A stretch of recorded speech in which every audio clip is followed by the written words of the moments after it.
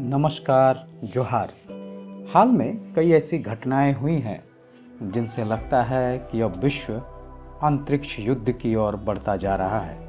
आइए पहले थोड़ा उन घटनाओं की ओर गौर करते हैं।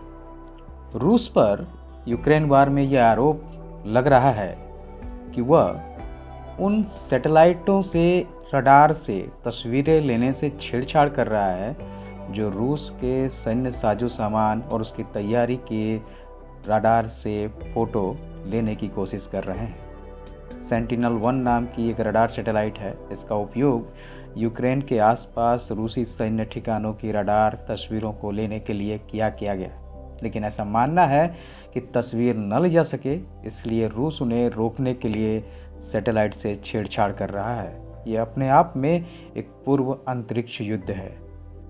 दूसरी ओर अमेरिका के ऊपर हाल में कुछ चीनी गुब्बारे उड़ रहे थे जिनको अमेरिका ने अपने हथियारों से मार गिराया।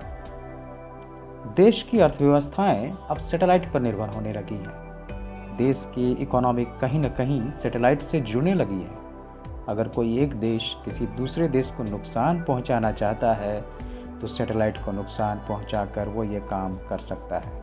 इसकी चर्चा काफ़ी समय से होती आई है। अमेरिका की ओर देखें तो अमेरिका काफ़ी आगे बढ़ गया है। उनके पास एक पूरा स्पेस कमांड है। वायुसेना, थल सेना, नौसेना के अलावा वहाँ एक स्पेस में भी फौज की तैयारी चल रही है।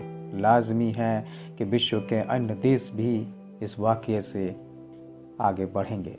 वे इस घटनाओं को नज़रअंदाज नहीं कर सकते हैं। दूसरे ग्रहों की दौड़ ने भी स्पेस वार को एक महत्वपूर्ण स्थान पर पहुंचा दिया है। देशों की आपसी प्रतिस्पर्धा अब अंतरिक्ष में भी बढ़ने लगी है। वहां अब चुनिंदा देश नहीं रह गए हैं।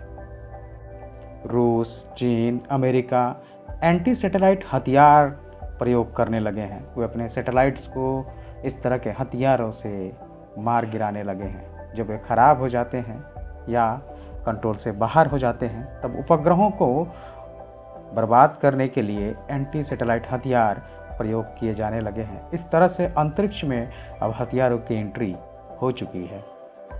और सिर्फ यही नहीं, ईरान या उत्तर कोरिया जैसी मध्य शक्तियों के पास बहुत सारे सैटेलाइट नहीं है, लेकिन वे जीपीएस सिग्नल की फ्रीक्वेंसी जाम करके लेजर से भी स्पेस को प्रभावित कर सकते हैं।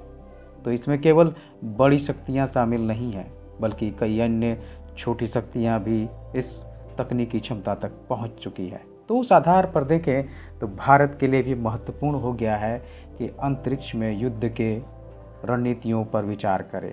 आइए देखते हैं भारत सरकार ने हाल में इन पर गौर करते हुए किस तरह की रणनीति बनाई है। अभी तक दुनिया के 4 देशों ने ही अंतरिक्ष में अपनी सैन्य शक्तियों को बढ़ाया है, जिसमें अमेरिका, रूस और चीन के साथ भारत भी अब शामिल हो गया।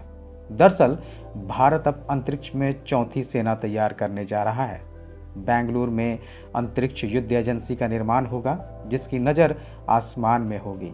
आपको बता दें कि भारत ने पिछले साल रक्षा अंतरिक्ष एजेंसी के निर्माण की घोषणा की थी। भारत ने हाल के वर्षों में मिशन शक्ति का सफलता के साथ प्रदर्शन करके अपनी सैन्य और तकनीकी योग्यता दिखाई है। भारत ने अंतरिक्ष में 300 किलोमीटर दूर लो अर्थ ऑर्बिट सैटेलाइट को मार गिराया। यह एक पूर्व निर्धारित लक्ष्य था और 3 मीटर के भीतर इसे हासिल किया गया था। इसे शक्ति मिशन का नाम दिया गया था, जिसका संचालन DRDO ने किया था। वैज्ञानिकों का कहना है कि इस उपलब्धि से भारत की प्रतिरोधक क्षमता बढ़ी है। अगर भारत का सैटेलाइट कोई नष्ट करता है तो भारत भी उसके जवाब में ऐसा करने में सक्षम है। आज दुनिया भर के आतंकवादी अंतरिक्ष में तैनात संचार प्रणालियों, टोही और निगरानी प्रणालियों पर बहुत अधिक निर्भर है। आतंकवादी घटनाओं को रोका जा सकता है।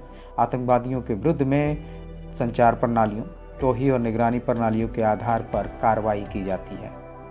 मौजूदा समय में युद्ध क्षेत्र की पारदर्शिता के कारण सैन्य बलों के लिए अंतरिक्ष जनित सेंसर रणनीतिक रूप से महत्वपूर्ण है, क्योंकि इनसे युद्ध परिदृश्य का बेहतर और सटीक जानकारियां मिलती हैं। इसलिए अमेरिका, रूस और चीन जैसे देशों में सैन्य संचार, इलेक्ट्रॉनिक खुफिया और इलेक्ट्रो ऑप्टिकल के साथ साथ रडार, उपग्रहों सहित अंतरिक्ष जनित सेंसर बड़े पैमाने पर कार्यरत मिलेंगे।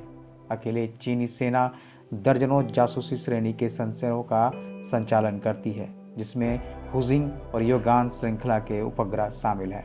चीन भी भारत का एक पड़ोसी देश है, जिसके साथ वर्तमान में संबंध बहुत अच्छे नहीं चल रहे हैं।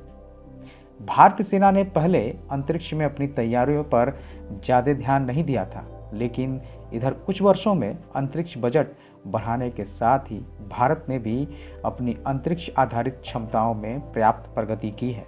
भारत ने स्वदेशी नेविगेशन प्रणाली विकसित की, जिसका लाभ वर्तमान में भारतीय रक्षा बलों को मिल रहा है। भारतीय अंतरिक्ष अनुसंधान संगठन और रक्षा अनुसंधान और विकास संगठन DRDO और इसरो समय समय पर नई पीढ़ी के अंतरिक्ष जनित डिटेक्टरों का विकास और प्रक्षेपण कर रहे हैं। इसी क्रम में इसरो ने भारतीय सेना के लिए कई उच्च तकनीकी सैन्य संचार, इलेक्ट्रो ऑप्टिक और उपग्रहों को लॉन्च किया है। भारतीय सेना अपने हवाई, समुद्री और भूमि आधारित अभियानों में 1 दर्जन से अधिक अंतरिक्ष जनित गियरों का घटकों का उपयोग करने में सक्षम है। अब सुरक्षा के लिए सैटेलाइट के भी प्रयोग किए जा रहे हैं। इसरो ने सशस्त्र बलों की उपग्रह आधारित संचार और नेटवर्क केंद्रित ताकत बढ़ाने के लिए GST-7 और GST-7A को पृथ्वी के कक्षा में रखा है। मल्टी बैंड GST-7 को रुक्मणी के नाम से भी जाना जाता है। इसका इस्तेमाल मुख्य रूप से भारतीय नौसेना करती है। यह पहला ऐसा सैन्य संचार उपग्रह है जो समुद्री जहाज़ों और वायुसेना के बीच सटीक वास्तविक समय की जानकारी प्रकाशित करता है। नई पीढ़ी के GSAT-7A की सहायता से भारतीय वायुसेना अपने हवाई बेड़े, एयरबेस, रडार स्टेशनों के साथ साथ अवाक्स नेटवर्क को संचालित करती है। इसके अलावा ये भारतीय सेना को भूमि आधारित संचालन के लिए पर्याप्त ट्रांसमिशन तंत्र से लैस करती है। इसके अलावा एक अधिक शक्तिशाली GSAT-7R अंतरिक्ष में भेजा जाना है, जो GSAT-7 को निष्क्रिय कर देगा। भारतीय सेना भी निगरानी के लिहाज से अंतरिक्ष के कार्टोसैट और रिसेट श्रृंखला पर बहुत अधिक निर्भर है। इसरो ने इनमें से 1 दर्जन से अधिक अंतरिक्ष उपग्रहों को पृथ्वी के कक्षा में छोड़ा है। नवीनतम तीसरी पीढ़ी का कार्टोसैट 3 अंतरिक्ष में भारत का सबसे शक्तिशाली इलेक्ट्रो ऑप्टिकल पर्यवेक्षक है। इसके जरिए 0.25 मीटर ग्राउंड रिजोल्यूशन की तस्वीरें मिलती हैं, जो मौजूदा समय में भारतीय सेना द्वारा संचालित किसी भी रक्षा उपग्रह से बेहतर है। भारत द्वारा स्थापित किया जा रहा रक्षा अंतरिक्ष एजेंसी अनुसंधान जो मंजूरी प्राप्त हो गई है, यह अंतरिक्ष युद्ध हथियार प्रणाली और तकनीकी बनाने का काम इसे सौंपा गया है। एजेंसी को वैज्ञानिकों की एक टीम प्रदान की जाएगी जो त्रिसेवा एकीकृत रक्षा स्टाफ अधिकारियों के साथ घनिष्ठ समन्वय में काम करेगी। ये रक्षा अंतरिक्ष एजेंसी को अनुसंधान और विकास सहायता प्रदान करेगा, जिसमें तीनों सेवाओं के सदस्य शामिल हैं। DSA को अर्थात रक्षा अंतरिक्ष एजेंसी को देश के अंतरिक्ष युद्ध में लड़ने में मदद के लिए बनाया गया है। जिस तरह से विश्व में एक दूसरे से प्रतिस्पर्धा और विवाद बढ़ रहे हैं, वहाँ खुद को सक्षम रखना ही अपनी आत्मनिर्भरता के साथ रक्षा का सबसे बेहतर विकल्प है और भारत इसमें बहुत अच्छी तरह से काम कर रहा है। धन्यवाद।